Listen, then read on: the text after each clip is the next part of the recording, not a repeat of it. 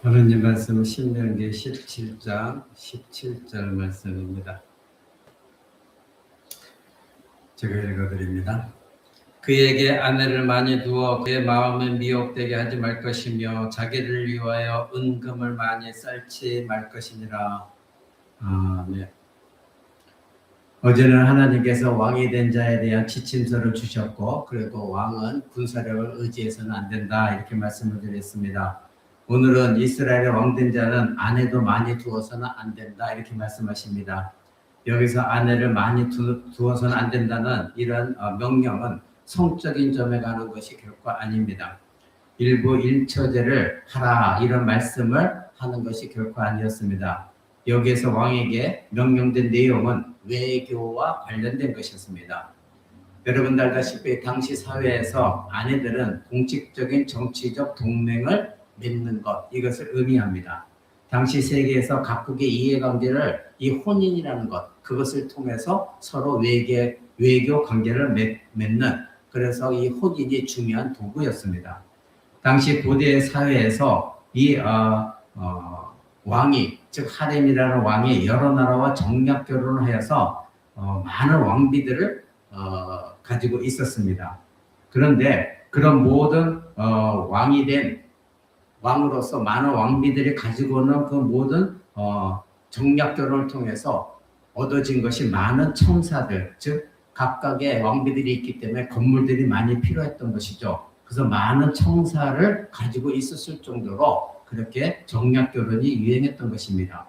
우리는 근대 세계 정치 속에서도 이런 예들을 자주 볼 수 있죠.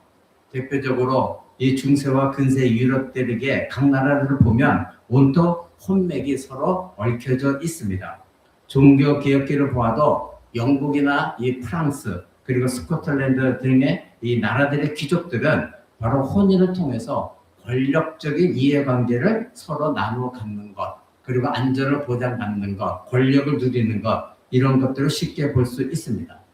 이 통치자들에게 있어서 결혼은 정치적 세력을 위한 도구였던 것이죠.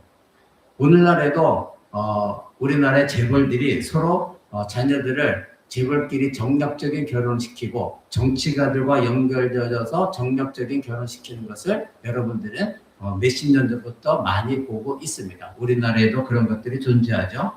따라서 여기서 신명기 말씀이 명령하고 있는 것은 왕에게 많은 아내를 두지 말라 이렇게 말씀하심으로 말미암아 이스라엘 왕은 정치적인 외교술에 의지해서는 안 된다 이렇게 말씀하시는 것입니다. 어제는 군사력을 많이 갖지 말라. 만약 군사력이 있으면 하나님을 의지하지 않기 때문이다. 근데 오늘은 너희가 정치적 외교술을 의지하게 되지만 하나님을 의지하지 않을 것이다. 이런 뜻이 담겨 있는 것이죠. 그리고 세 번째로 명령된 것이 은금을 많이 갖지 말라 이것이었습니다. 이것은 말할 필요도 없이 재물, 이것을 말하고 있는데 이것은 군사력만큼이나 나라를 운영하는 데 있어서 아주 중요한 것이죠. 사실 오늘날 우리 이 시대를 살펴보자면 근본적으로 재력이 군사력까지 쥐고 흔들고 있다는 것을 우리는 쉽게 알 수가 있습니다. 돈이 있으면 무기도 살 수 있기 때문에 군사력도 얼마든지 가질 수가 있는 것이죠. 우리나라 경만 봐도 지금 분단 국가에 있지만 우리가 6.25 때는 북한보다도 군사력이 열악했으나 지금은 경제력이 월등하게 앞서 있기 때문에 그 남한의 이 군사력이라는 것은 북한의 군사력과는 비교할 수 정도로 강한 것입니다. 또 일본도 마찬가지죠. 일본도 지금은 세계에서 제2위가 될 정도로 막강한 재력을 가지고 군사력을 확장하고 있는 것을 보게 되어집니다. 이런 것들을 보게 되어지면 한 나라의 힘이라고 하는 것은 현대나 고대에서는 얼마나 강력한 경제력을 가지고 있느냐 여기에 달려 있는 것이죠. 그런데 하나님께서 어제 오늘 우리가 알아본 대로 이스라엘 왕에게 이렇게 명령하십니다. 은금을 쌓지 말아라. 결국 경제력을 가지고 하나님을 의지하지 않을 것이기 때문에 하나님께서 그것을 금한 것이죠. 그러니 하나님은 이스라엘 왕들에게 명령하시기를 너희는 군사력에 치중해서 안 된다. 그리고 정치적 외교술에 의지해서도 안 된다. 그리고 경제력을 막강하게 가지고 있어서도 안 된다. 이렇게 말씀하십니다.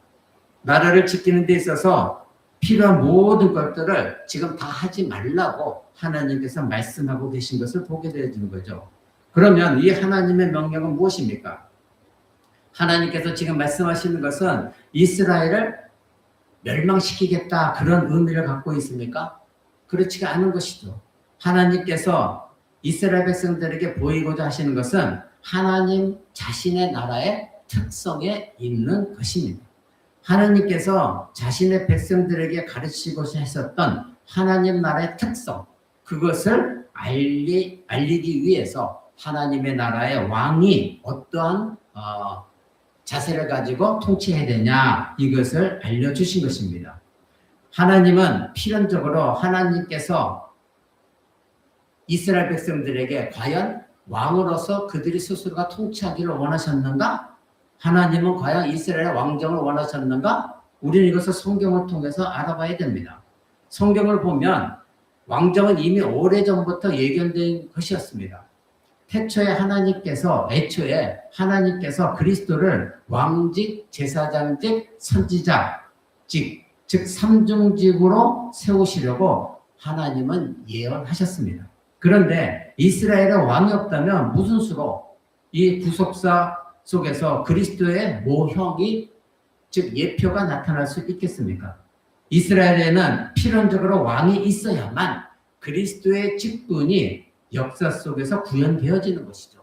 따라서 왕직이라는 것은 애초에 하나님 마음속에 있었다는 것을 우리는 알 수가 있습니다. 뿐만 아니라 이스라엘에 아예 왕조가 없었을 때부터 하나님께서는 나중에 너희 중에 왕이 생기거든 이렇게 말씀하셨습니다. 즉 이스라엘에는 분명히 왕들이 생길 것이다 이렇게 하나님은 미리 말씀하셨던 것입니다. 신명기 시대는 아직 이스라엘의 가나안 땅에 들어가기 전이죠. 여러분들이 이미 이것을 알고 있습니다. 우리가 다 알다시피 이스라엘은 가나안 땅에 들어가기 전까지 족장 제도였습니다. 그래서 그 족장이 다스렸던 것이죠. 사형 선고도 내릴 수가 있었습니다. 그런데 가나안 땅에 들어가면서 이 족장 제도와 사사 제도를 겸하게 됩니다. 사사 시대가 종식되고 최초의 왕 사울이 세워지기까지는 무려 400년 정도의 차이가 있는데 그동안에 이 족장이 다스렸고 사사들이 다스렸던 겁니다. 그러니 오늘 신명기 17장 14절 이하에 나중에 너희 중에 왕을 세우고자 하는 뜻이 있거든 이렇게 말씀하신 것은 무려 400년 앞을 하나님은 내다보시고 명령하신 것입니다. 그러기에 우리는 하나님께서는 애초에 이스라엘에게 왕을 세우시기로 작정하셨다는 것을 우리는 알 수가 있는 것이죠. 그러나 이것만이 아니라 창세기 17장 보게 되지만 아브라함 때에도 하나님이 이미 말씀하셨습니다. 창세기 17장 6절에 보면 내가 너로 심히 번성케 하리니 나라들이 너에게로 쫓아 일어나며 열 왕이 너에게로 쫓아나리라 이렇게 말씀하십니다. 그리고 17장 16절에도 내가 그에게 복을 주어 그로 너에게 아들을 낳아주게 하며 내가 그에게 복을 주어 그로 열국의 어미가 되게 하리니 민족의 열 왕이 그에게서 날 것이다. 이렇게 사라를 지칭하면서 말씀하십니다. 창세기 35장 11절은 이렇게 말씀하십니다. 그에게 이르시되 나는 전능한 하나님이라 생육하며 번성하라 국민과 많은 국민이 너에게서 나오고 왕들이 너의 허리에서 나오리라 이렇게 말씀하십니다. 이 아브라함의 활동 시기는 예수님 오시기 전 약 2000년경의 사람입니다. 그때가 아브라함이 활동한 시기입니다. 실제 왕이 생기는 때와 비교해보면 거의 1000년의 차이가 있다는 것을 우리는 알 수가 있는 것이죠.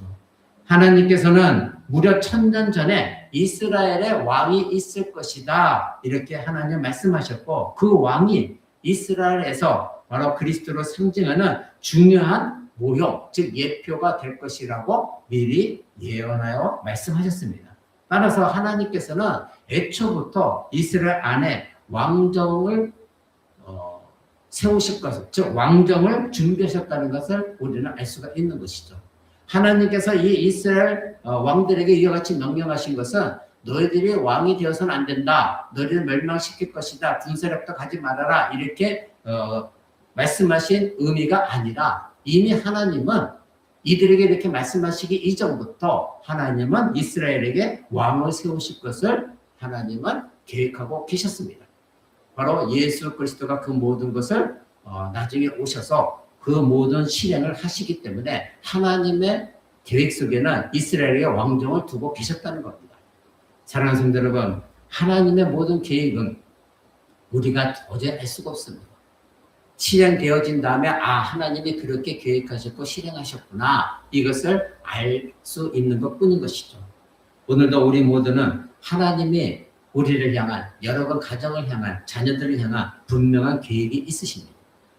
예수님 오시기 2000년 전부터 왕을 세우기로 하나님은 계획하신 것, 이것을 우리는 보면서 하나님이 나를 향한, 우리 자녀들을 향한 애초의 계획이 무엇인가 깊이 묵상하고 그것을 알고자 기도하는 여러분 되시고, 그러한 하나님 주신 지혜 속에서 자녀들을 양육하는 여러분 되시기 바랍니다.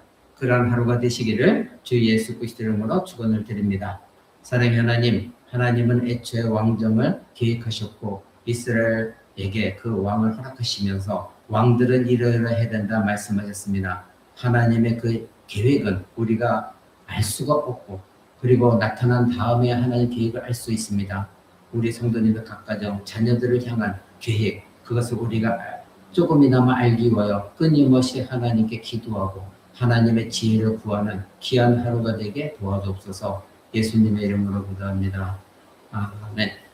오늘라도 하나님 바라보며 하나님이 우리를 향한 계획이 무엇인지를 깊이 묵상하는 하루가 되시기 바랍니다.